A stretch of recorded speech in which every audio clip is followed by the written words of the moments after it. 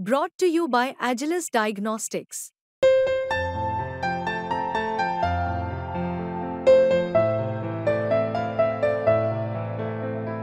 Agilus Diagnostics. महाराष्ट्रातील अनेक भागात सध्या जी आपण परिस्थिती बघतोय ती पाहता पावसाने आता कुठेतरी विश्रांती घेतल्याचं चित्र आपल्याला पाहायला मिळतंय। पण ही विश्रांती आता किती दिवस राहणार आहे, पुढच्या काही दिवसांमध्ये कशा प्रकारचे अलर्ट असणार आहेत, कुठल्या जिल्ह्यांना धोका आहे, तर कुठल्या जिल्ह्यांमध्ये हा पाऊस मुक्काम करणार आहे, कुठल्या जिल्ह्यांमध्ये पावसाची विश्रांती असणार आहे, एकूणच पावसाचा जोर आता जुलै महिन्याच्या अखेरीस कमी झालाय का की हा जोर पुढे जाऊन वाढणार आहे। हवामान विभागाने पावसाचे काय अंदाज जे आहेत ते वर्तवलेले आहेत, या सगळ्यांबद्दल बोलणार आहोत या व्हिडिओमध्ये। नमस्कार, मी पूजा, तुम्ही पाहताय मुंबई तक। पाऊस जरी आता ओसरला असला तरी आठवड्याभरामध्ये जो पाऊस पडला त्याचे पडसाद आपल्याला राज्यातील अनेक भागांमध्ये पाहायला मिळाले। त्याचं उदाहरण म्हणजे कोल्हापूर असेल, सांगली असेल, सातारा असेल, या ठिकाणी अजूनही जनजीवन विस्कळीत झाल्याचं आपल्याला पाहायला मिळतंय। मोठ्या प्रमाणामध्ये अजूनही या ठिकाणी पाणी साचलेलं आहे, धरणांच्या पाणी पातळीमध्ये वाढ झाल्याचं आपल्याला पाहायला मिळतंय। आणि ही सगळी परिस्थिती पाहता आता आपण कुठल्या धरणांमध्ये काय परिस्थिती आहे, विसर्गाची काय स्थिती आहे हे पाहणार आहोत। उपमुख्यमंत्री देवेंद्र फडणवीसांनी जी माहिती दिलेली आहे, जे ट्विट केलेलं आहे, काल त्यांनी ही माहिती दिलेली आहे। कालपर्यंतचा जर आपण विचार केला तर त्यांनी नदी पातळी आणि विसर्गाची काय स्थिती आहे याबद्दल अपडेट दिलेला आहे। आपण जर बघितलं तर खडकवासला धरणाबद्दल सगळ्यात पहिल्यांदा आपण बोलूयात।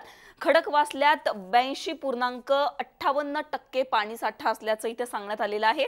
तर कालव्यातून विसर्ग 1005 क्युसेक इतका असल्याचं इथे सांगण्यात आलेलं आहे। याचबरोबर कोयना धरणाबद्दल जर आपण बोललो तर कोयना धरण पाणी साठा 78.28% इतका आहे। 78.28% इतकं कोयना धरण भरलेलं असल्याचं आपल्याला इथे पाहायला मिळतोय।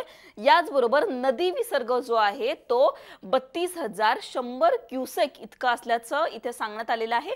सांगलीतील आर्यवीन पूल येथील पाणी पातळी ही 40 फूट 5 इंच इतकी असून अलमपट्टी धरण पाणी पातळी 516.20 मीटर इतकी आहे।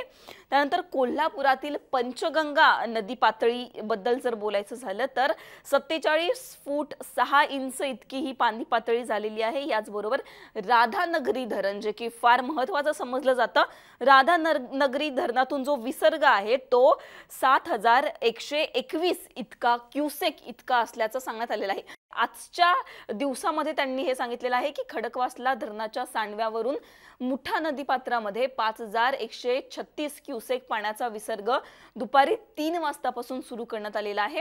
पुणे महापालिका, जिल्हाधिकारी, पोलीस अशा सर्व विभागांना याची सकाळीच माहिती देण्यात आलेली आहे। त्याचबरोबर नदीपात्रामध्ये कोणीही उतरू नये यासाठी नागरिकांना सुद्धा सतर्क करण्यात आल्याचं त्यांनी सांगितलेलं आहे।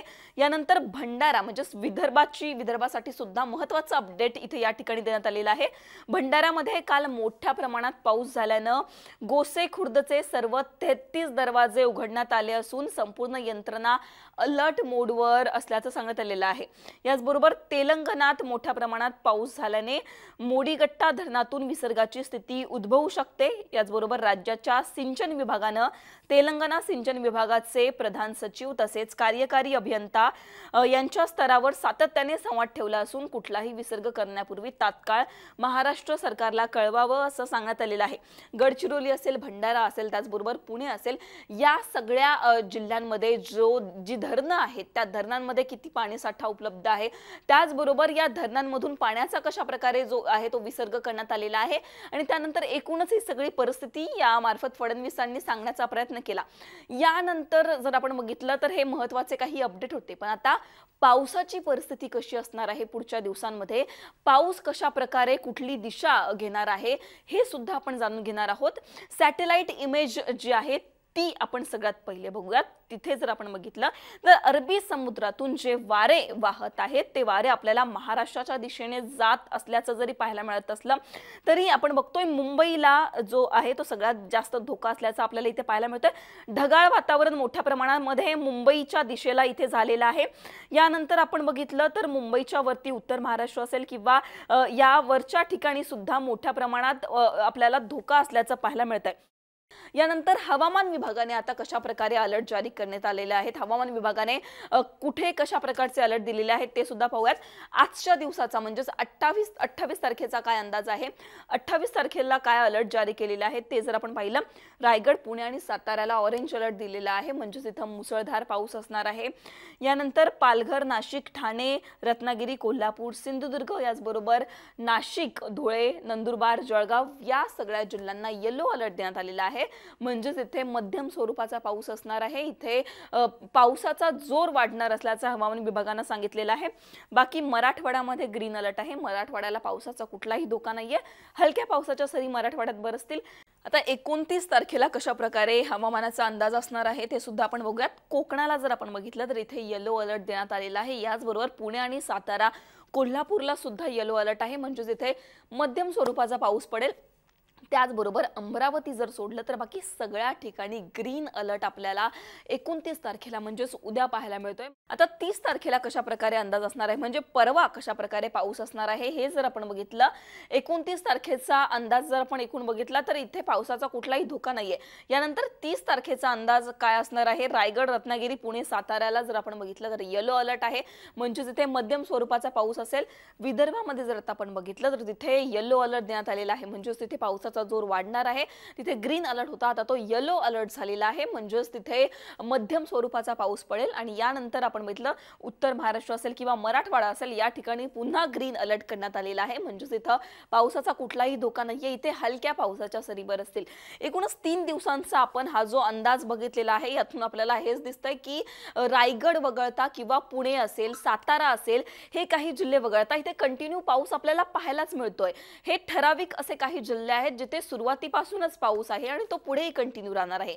परंतु विदर्भ जर आपण सोडला तर तिथे कधी येलो अलर्ट आहे, कधी ऑरेंज अलर्ट असल्याचं आपल्याला पाहायला मिळतंय। पण याच बरोबर मराठवाडा असेल, उत्तर महाराष्ट्रातील अनेक जिल्हे असतील, या ठिकाणी आपल्याला अजूनही ग्रीन अलर्ट कायम पाहायला मिळतोय, म्हणजेच इथे जुलै महिन्याच्या अखेरीस आपण आलोय तरी सुद्धा पावसाची प्रतीक्षा अजूनही कायम असल्याचं आपल्याला पाहायला मिळतंय। आता ऑगस्ट महिन्यामध्ये पाऊस कसा असणार आहे हे पाहणं महत्त्वाचं असणार आहे। एकूणच हवामान विभागाने जे काही अंदाज दाखवले, जे काही अंदाज वर्तवले ते आम्ही तुमच्यापर्यंत पोहोचवण्याचा प्रयत्न केला आणि यातूनच आपल्याला असं दिसतंय की पावसाने सध्या तरी विश्रांती थोडीशी घेतल्याचं चित्र आपल्याला पाहायला मिळतंय। असेच हवामानाचे व्हिडिओ तुम्हाला पाहायचे असतील तर तुम्ही मुंबई तकला सबस्क्राइब करा।